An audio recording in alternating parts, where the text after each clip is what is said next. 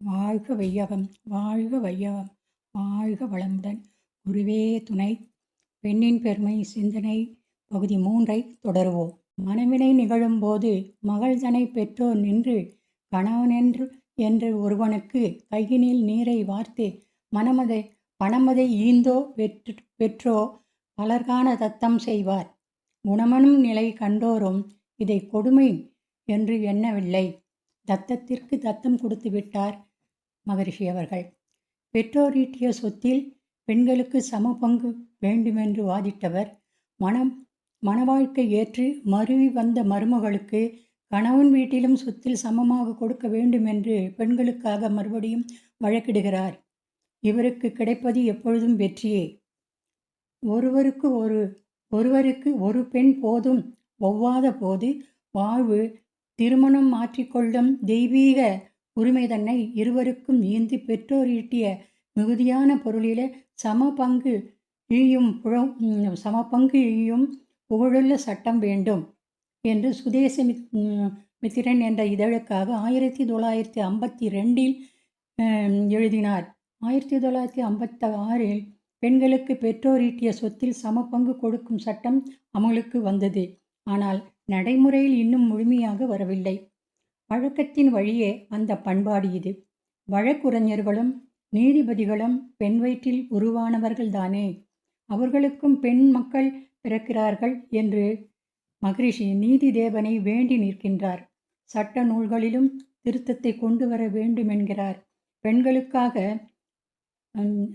பெண்களுக்காக அளிக்க வேண்டிய நீதி இது. மறுக்கவும் முடியாது, மறக்கவும் முடியாது. பெண்களுக்காக ஆண்களிடம் கேட்டவர் பெண்களிடமே இவர் கேட்பது ஒன்று உண்டு. ஓர் உலக ஆட்சிக்கு குழந்தைகளை பொது சொத்தாக்க வேண்டும். எனவே உங்கள் குழந்தைகளை அறிஞர்களிடம் கொடுங்கள் வளர்ப்பதற்கு என்கிறார். இது இவரது உலக நல நாட்டம். பெண் சிசுவை கொள்வது என்பது எதிர்கால ஆண்களின் வளமான வாழ்வை கொள்வதாகும் என்று சிசுக்கொலை வேண்டாம் என்று உலக சமுதாயத்திடம் கருணை மனு போடுகின்றார். மைந்தரில்லை என்றவரும் வருந்த மாட்டார். மக்கள் அதிகம் பெற்று தவிக்க மாட்டார். பாலியல் கொடுமை, பலாத்காரம், கற்பழிப்பு இவைகளுக்கு மூல வேர் எது ஆராய்ந்தார். விடையாக கண்டது இந்த பாட்டும் கூத்தும் என்ற தலைப்பில் வரும் பாடல். தொலைத்திட்டோம் தீமை தரும் விபச்சாரத்தை, தூங்கிவிட்டோம் வேர்களைய அது துளிர்த்து கலைச்சிகரமாய் விளங்கும் பாடல்களோடு களங்கத்தை வளர்க்குதென கண்டோம். இப்போ மலைக்காமல் ஆராய்ந்து ஒன்று கூடி மாற்று முறை வகுத்திடுவோம், சட்டம் செய்வோம். விலைக்காக பெண்ணை தன்னை பயன்படுத்தும் வீணர்களின் செய்கைக்கு முடிவு காண்போம். பாட்டுகளில் கூத்துகளில் கற்பொழுக்கம் காப்போம் என்று குறை ஒழிந்த கலை காண ஆசைப்படுகின்றார். வேதாத்திரி மகர்ஷி வயது பொருந்தாத மனத்தை எதிர்க்கிறார். கல்விழுந்த கிழ வயதில் கூட பல்லோர் பரம ஏழையான இளம் பெண்கள் தம்மை கல்யாணம் விருப்பம் போல் செய்து கொள்ளும் கருணையற்ற பலாத்கார முறையை போக்க இவ்வாழ்வில் பெண்ணை விட ஆணின் ஆண்டு ஈராண்டின் மேல் இருத்தல் ஆகா என்று நல்ல முறையில் அமுல் நடத்தும் சட்டம் போட நம் தேச பொது ஆட்சிக்கு எழுதிவிட்டோம் என்கின்றார் என்று வயதான ஆண்களுக்கு இளம் பெண்களை திருமணம் செய்து வைப்பதை பலாத்கார திருமணம் என்கிறார். திருமணத்தில் ஆண் பெண் இருவருக்கும் இடையிலான வயது வேறுபாடு 2 ஆண்டுகளுக்கு மேல் இருத்தல் கூடாது என்று கூறுகின்றார். எனக்கு திருமணம் செய்து கொள்வதில் விருப்பமில்லை என்று மகரிஷி அவர்களிடம் தெரிவிக்கும் பெண்களுக்கு புரொடெக்ஷன், மெயின்டெனன்ஸ் வேண்டும். இவை இரண்டும் உனக்கு இருக்கிறதா என்று கேட்டு சிந்திக்க செய்வார். அதாவது பாதுகாப்பு, பராமரிப்பு வேண்டும் என்கின்றார். அந்த சமயத்தில் யாரேனும் ஆண்கள் அருகில் இருந்தால் இதை அளிக்க வேண்டியது ஆண்களின் கடமை என்று உணர்த்துவார். பெண்களின் இழிந்த நிலை மாற வேண்டும், தங்களை உணர வேண்டும். பெண்கள் திருமணம் செய்து கொண்டு குழந்தை பெற்றுக்கொள்ளும் எந்திரமாக மட்டுமே இருக்கக்கூடாது.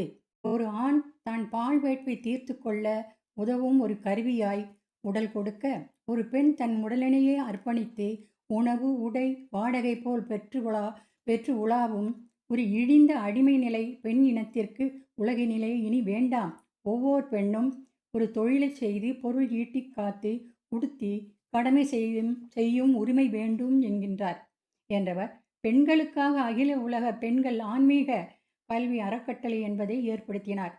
பேருலகில் வாழுகின்ற மக்களெல்லாம் பெண்ணினத்தின் அன்பே எனில் வேறு என்ன பெருமை இதைவிட எழுதுவதற்கு பேசுவதற்கு என்கின்றார் அருட்தந்தை அவர்கள். இத்தகைய பெருமையுடைய பெண்களுக்காக உலக சமுதாய சேவா சங்கத்தின் இணையாக அகில உலக பெண்கள் ஆன்மீக கல்வி அறக்கட்டளை women's international spiritual educational trust ஒன்றை அமைத்திருக்கின்றார். இதன் நோக்கம் பெண்கள் எல்லா துறைகளிலும் முன்னேற வேண்டும். பெண்கள் முன்னேறினால்தான் குழந்தைகள் முன்னேற முடியும். பெண்கள் முன்னேற்றம் குடும்ப முன்னேற்றமாகும். பெண்கள் வருவாயை பெருகிக் கொள்ள திறமையை வளர்த்து கொள்ள கிராமங்களில் பெண்கள் அனைவரும் அகத்தவத்தையும் தத்துவத்தையும் அறிந்து கொள்ள தேவையான அடிப்படை ஏற்பாடுகளை செய்வதற்காக இந்த அறக்கட்டளை நிறுவப்பட்டது. அவருடைய சிறப்பான நோக்கம் இன்று மிக சிறப்பாக கிராம சேவை திட்டமாக நமது பயிற்சிகள் கொடுக்கப்பட்டு வருகின்றன. தன்முனைப்பு, கருங்குணம், பஞ்சமா பாவம், தயவின்றி பிறருடைய சுதந்திரம் பறித்தல், வன்முறைகள், வீண் செலவு, பிறர் பொருள் கவர்தல், வாழ்வினிலே பெண்ணினத்தை வருந்துவிடல், மேலும் முன்பிறவி பதிவுகளில் தீமை கண்டு திருந்தா முறையினிலே பழக்க வழி வாழ் சோம்பல் தன்மை, இன்னும் பல துன்பம் நிறை பிறவிகட்கும் வித்தாகும். இறைநீதி உணர்ந்து கருமையத்தை தூய்மை செய்வோம் என்கின்றார் ஒரு பாடலில். பிறவித் தொடருக்கான காரணங்களில் பெண்ணை வருந்து விடலும் ஒன்று. கருமையத்தில் காலம் காலமாக குடிகொண்டிருக்கும் இக்களங்கத்தை போக்குவோம். பெண்ணினத்தை வருந்துவிடல் என்ற கண்மவினை நிகழாமல் காக்கும் மதமே கடவுள் நெறிக்கு ஒத்த மதமாகும் என்கிறார் நண்பரிடம். அதுவே உலக பொது அருள்நெறி சமயமாக மலர்ந்தது. பெற்றோரை பிறந்தகத்தை பிறந்த ஊரை விட்டு பிரிந்து வந்து பெருநோக்கில் கடமையறம் ஆற்றி தனது தத்துவத்தை அழியாத கோலமாக்கி தனது வாழ்வில் கோலமிடும் மனைவியை வணங்கி கடமையறம் ஆற்ற வந்துள்ள பெண்ணுக்கு ஒவ்வொரு ஆணும் ஓர் உறுதிமொழி தர வேண்டும் என்று மகரிஷி அறிவுறுத்துகின்றார். மனமெனும் புனிதமுள்ள இணைப்பின் மூலம் மனைவியாய் எனக்கமைந்த மங்கையே, நற்குணவதியே, பெண்குலத்தின் பெருமை மிக்க குலவிளக்கே, தியாகத்தின் சுடரே, உந்தன் கணவனென்ற முறையினிலே ஆற்ற உள்ள கடமைகளில் சிறிதளவும் தவறமாட்டேன். பணமீட்டல், செலவழித்தல், அருட்தொண்டாற்றும் பண்பாட்டில் இன்று முதல் பொது சொத்தாவேன் என்று உறுதிமொழியை உவந்து அளித்ததோடு அல்லாமல் குடும்பத்திற்கு ஆற்ற வேண்டிய கடமைகளில் இருந்து வழுவாமல் நின்று வாழ்ந்து காட்டினார். மனைவியை மதித்து போற்றி இவ்விதம் உறுதிமொழி அளிக்கின்ற கணவன் வாய்த்துவிட்டால் பெண்ணின் வாழ்வில் சிக்கல் எப்பொழுதும் இருக்காது. எனினும் இவ்விதமான வாழ்க்கை அனைவருக்கும் வாய்க்காது. அப்படி எதிர் முரணான வாழ்க்கை அமையும்போது மனவிலக்கு செய்து கொள்ளலாம் என்கிறார். மனவிலக்கு உரிமையை தெய்வீக உரிமை என்கின்றார் அருட்தந்தையவர்கள். எனினும் விவாகரத்துகள் மிகுந்து போகக்கூடாது என்பதையும் எடுத்துரைக்கின்றார். வேதாத்ரி மகரிஷி விதவைகள் மறுமணம் செய்து கொள்வதை ஆதரிக்கின்றார். மனைவி இறந்தால் 10ஆம் நாளே கணவன் புது மாப்பிள்ளை. ஆனால் வாடாத பூ போன்ற பெண்களுக்கு இதற்கு எதிரான நிலை. மனவிலக்கை ஆதரித்தாலும் முதலில் இனிய அமைதியான முறையில் குடும்பம் நடத்தத்தக்க ஆலோசனைகளை தருகின்றார். மனவிலக்கிற்கு முதற் காரணம் கணவனும் மனைவியும் புரிந்து கொள்ளாமையே ஆகும். எனவே கணவன் இதுவரை தனக்கு செய்துள்ள நன்மைகளை மனைவியும், மனைவி தனக்கு இதுவரை செய்துள்ள நல்லவற்றையும் கணவனும் நினைத்து பார்த்து ஒருவரை ஒருவர் வாழ்த்தி கொள்ள வேண்டும். உளம் நிறையும் என்கின்றார். உலக அமைதிக்காக எத்தனையோ அறிஞர்கள் குரல் எழுப்பி வருகின்றார்கள். அமைதிக்கான மூலத்தை அறியாமல் திட்டங்கள் தீட்டி சட்டம் போட்டு வா என்றால் வருமா? உலக அமைதி பெற வேண்டுமானால் பெண்களின் பெருமை உணர வேண்டும். பெண்ணின் முன்னேற்றமே வீட்டின் முன்னேற்றம், பெண்ணின் முன்னேற்றமே நாட்டின் முன்னேற்றம், பெண்ணின் முன்னேற்றமே உலகத்தின் முன்னேற்றம். பெண்ணிடமிருந்துதான் வீட்டிலும் நாட்டிலும் உலகத்திலும் அமைதி வர முடியும். உலக அமைதிக்கு வேறு வழியே இல்லை. 1958 உலக அமைதிக்காக ஒரு தீர்மானத்தை எழுதுகிறார் மகரிஷி. ஆண்களைப் போல் பெண்களுக்கும் எல்லா துறைகளிலும் சம உரிமை அளிக்கப்படும்.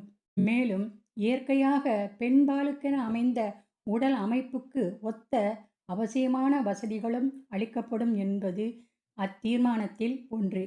பெண்களிடம் நன்றியோடு இருப்பது ஆண்களின் தவிர்க்க முடியாத கடமையாகும்.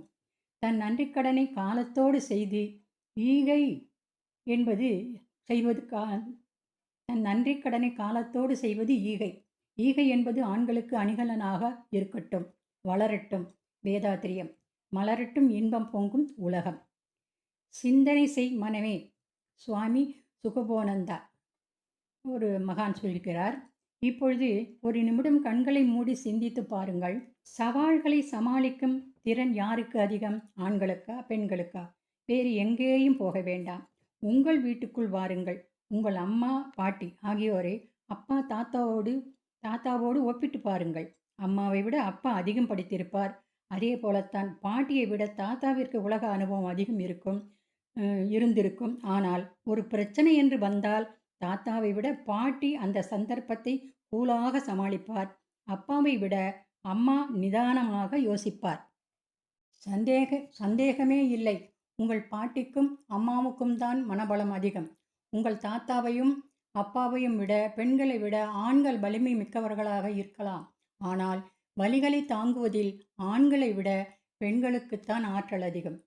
வேட்டையாடும் அனுபவம் தெரிந்தவர்கள் யாரிடமாவது கேட்டு பாருங்கள்.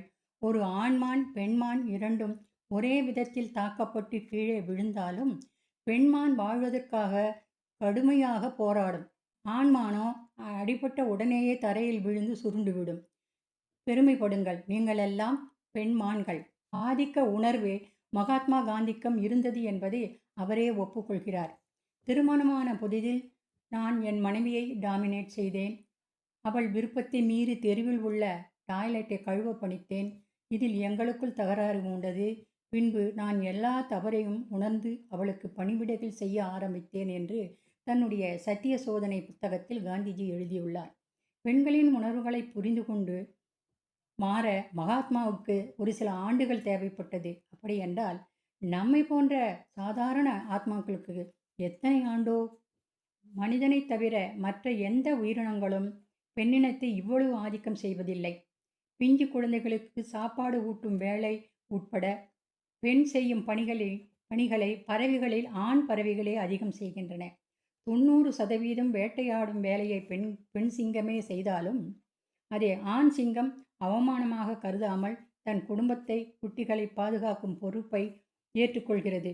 ஆணென்றும் பெண்ணென்றும் பிறப்பினால் மனிதர்களை உயர்வென்றும் தாழ்வென்றும் வேதங்கள் கற்பித்து குறிப்பாக பெண்மையை ஆன்மீகத்திலிருந்து அப்புறப்படுத்த நினைத்த பொழுது தத்துவம் வேகத்தடை பெற்றதோடு நமது சமுதாய வாழ்க்கை நெறியும் வெகுவாக சீர்குலைய ஆரம்பித்தது. பெண்மையை பற்றி ஆதிகால பார்வை வேதனை மிகுந்ததாகவே இருக்கிறது. எல்லாமே பிரம்மாவின் அம்சம் என்று கூறப்பட்டாலும் எங்கெங்கு சென்றாலும் எல்லையற்ற தொல்லையை பெண்மை தாங்க வேண்டி இருந்தது. ஆன்மீகத்திற்கும் பெண்மை தகுதி அல்ல என்பதோடல்லாமல் ஆன்மீகத் துறையில் ஆழச் சென்று ஞானம் அடைய பெண் வாசனையே கூடாது என்றார்கள்.